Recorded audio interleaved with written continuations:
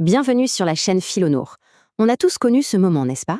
Ce moment où on est tout près du but et pourtant une envie folle de tout plaquer nous envahit. Alors oui, penchons-nous sur ce sentiment, ce moment de frustration intense. L'objectif, il est là, juste sous nos yeux, à portée de main. Mais non, l'envie d'abandonner est plus forte. Et pourquoi? Simplement parce que l'idée de la perfection, elle, nous échappe.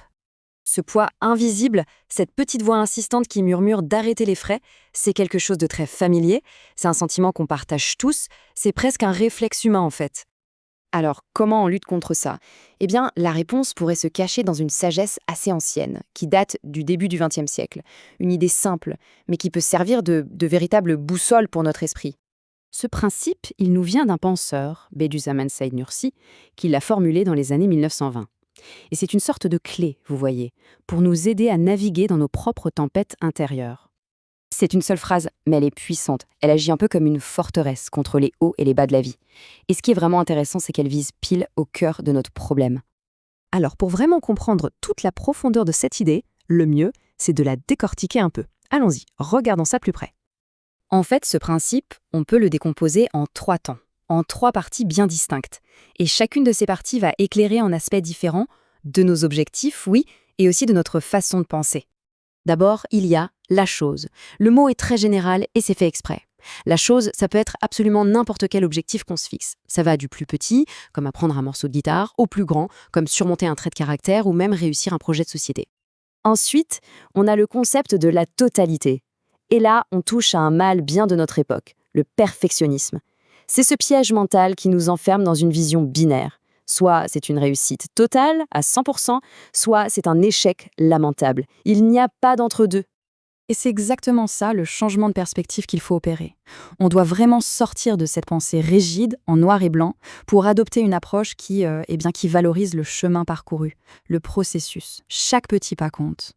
Bon, passons à la dernière partie.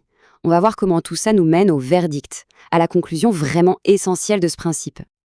Le principe est très clair là-dessus, il n'est pas permis d'abandonner complètement. Alors, attention, ça peut sonner comme une contrainte, mais en réalité, ce n'est pas du tout une suggestion en l'air. C'est une barrière, une protection solide contre notre propre tendance à l'auto-sabotage. Mais pourquoi être si catégorique? Eh bien, tout simplement parce que l'abandon, c'est une forme de gâchis immense. Un gâchis qui va bien au-delà de la simple perte de temps ou d'énergie. Pour prendre une image, c'est simple. Est-ce qu'on imagine un sculpteur fracasser sa statue parce qu'elle n'est pas finie?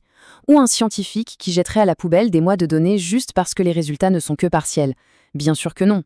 Alors pourquoi, nous, on se l'autorise pour nos propres projets? Et ce qui est fascinant, c'est que cette sagesse ancienne, elle fait directement écho à ce que la psychologie moderne appelle les distorsions cognitives. Et tout particulièrement à cette fameuse pensée du tout ou rien, celle qui justement bloque toute progression, tout développement personnel. Ce que ce principe nous apprend, au fond, c'est que la petite part qu'on réussit à accomplir, eh bien, elle a souvent beaucoup plus de valeur que l'immense partie qu'on laisse tomber en cours de route.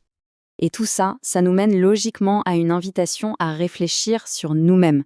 Parce que la conclusion est simple. Un tout petit peu de travail accompli, c'est toujours, et je dis bien toujours, infiniment mieux que pas de travail du tout. Alors voilà la question qu'on peut se poser, en toute honnêteté. C'est le moment de faire une petite introspection et de se demander quels sont ces projets, ces ambitions, peut-être même ces trésors qu'on a abandonnés en chemin. Ça pouvait être l'apprentissage d'une langue, un projet créatif, une relation qu'on voulait améliorer. Quelle valeur est-ce qu'on a sacrifiée sur l'autel de cet idéal inaccessible? C'est une vraie question à se poser. Parce qu'il ne faut jamais l'oublier. Le plus petit pas que l'on fait est infiniment plus précieux que de rester immobile.